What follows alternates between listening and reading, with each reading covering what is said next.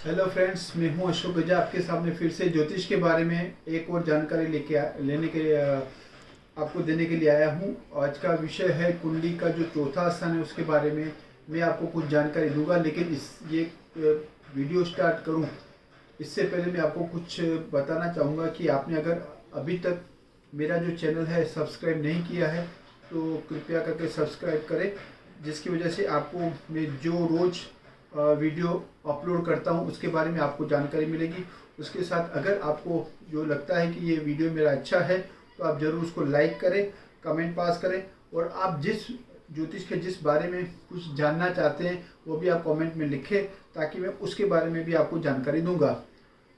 अच्छा, अभी तो हम स्टार्ट करते हैं। चौथा स्थान, तो चौथा जो कुंडली में जैसे कि 12 स्थान होते हैं उसमें चौथा स्थान होता है सुख का स्थान, चौथा स्थान होता है माता का स्थान, चौथा होता है स्थान मकान के बारे में स्थान। तो ये जो चौथा स्थान है उसका जो मालिक है, तो मतलब मालिक तो ऐसे हर एक अलग अलग होता है, जो कि एसेंडेंस, जो कि जन्म लग्न के बारे में जिसका जो जन्म लग्न होता है, जैसे कि अगर मेष लग्न है तो ऑब्वियसली वो कर्क राशि वहाँ पे आएगी, और उसी तरह से हर एक लग्न के हिसाब से कुछ चेंज होते रहते हैं। लेकिन चौथे स्थान का जो कारक है वो है मंगल। मंगल चौथे स्थान का कारक है। मंगल जो है मकान का कारक है, और सुख स्थान का जो कारक है वो भी मंगल ही है। तो जो मंगल जो ग्रह है, जैसे कि माता का सुख है या नहीं है वो चौथे स्थान से पता चलता है, मकान का सुख है कि नहीं है वो चौथे स्थान से पता चल सकता है। और इस तरह से चौथे स्थान से बहुत कुछ जानकारी मिल सकती है। चौथे स्थान में अगर राहु है तो उसको माता का सुख जो है उसमें कमी आएगी। अगर पाप ग्रह बैठे हुए हैं तो उससे मतलब सुख कम मिलता है। और वैसे ही जैसे कि गुरु है और कुछ ग्रह है, तो जैसे गुरु की दृष्टि अगर चौथे स्थान पे होती है तो उसको माता से लाभ भी होता है काफ़ी, उसको मतलब काफ़ी लाइफ में कुछ ना कुछ माता की तरफ से मिलता रहता है। मतलब सुख जो है वो हम बोल सकते हैं, सुख मिल सकता है। मकान के भी योग बन सकते हैं। तो जो चौथा स्थान है मकान का स्थान है, चौथा स्थान है सुख का स्थान है, चौथा स्थान है माता का स्थान है। और चौथे स्थान का जो ग्रह बैठा हुआ है तो उस ग्रह की अगर महादशा जब आती है उस दशा में उसको मकान के बारे में सुख मिलता है। अगर आपको मकान बनेगा या नहीं बनेगा या कब बनेगा वो जानकारी चाहिए, तो उसका अगर महादशा अंतर्दशा आती है तो उसके उस हिसाब से उसको सुख मिलेगा। या फिर गुरु की अगर जब दृष्टि चौथे स्थान पे पड़ती है, जैसे कि अगर 12वें स्थान में गुरु है तो उसकी चौथी मतलब वो 5वीं दृष्टि से वो देखेगा मकान के स्थान पे। 10वें स्थान पे तो 7वीं दृष्टि से देखेगा।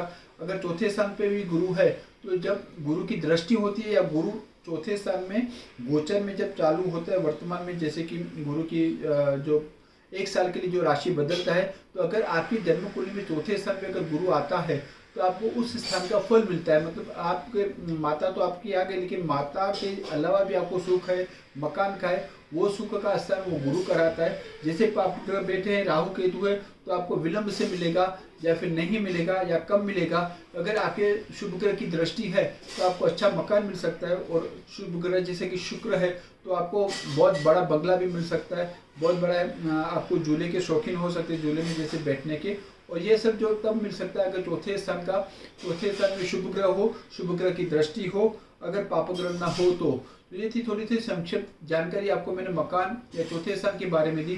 जैसा चौथा स्थान है उसका जो महादशांतर से बैठती है उस हिसाब से उस राशि में उस जातक को उसके हिसाब से फल मिलता है। इसीलिए चौथा स्थान का कारक जो गुरु है उसके गुरु के बारे में आपको मैं बताऊं तो गुरु की जो राशि है आपकी, जो अगर गुरु की दृष्टि बनती है या आपको गुरु के कुछ उपाय करेंगे, जैसे कि अगर आपका वृश्चिक लगन है तो आपको गुरु का नंग पहन सकते हो।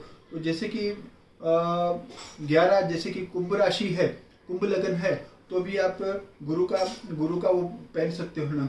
तो जो आप गुरु का नंग जैसे पहनोगे, गुरु का नंग जैसे कि पोखराज है तो पोखराज का अगर नंग पहनते हो ये राशि वाले, तो आपको गुरु के आपके और शुभ वो लाभ वहाँ से आपको लाभ मिल सकता है।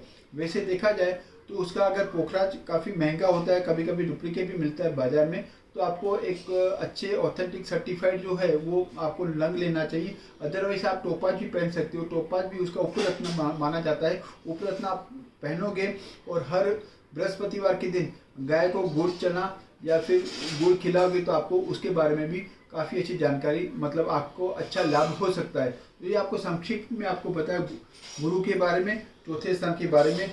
और भी आपको जानकारी चाहिए तो आप कृपया मुझे व्हाट्सएप कर सकते हैं। मेरा डिस्क्रिप्शन बॉक्स में नंबर लिखा होता है। धन्यवाद।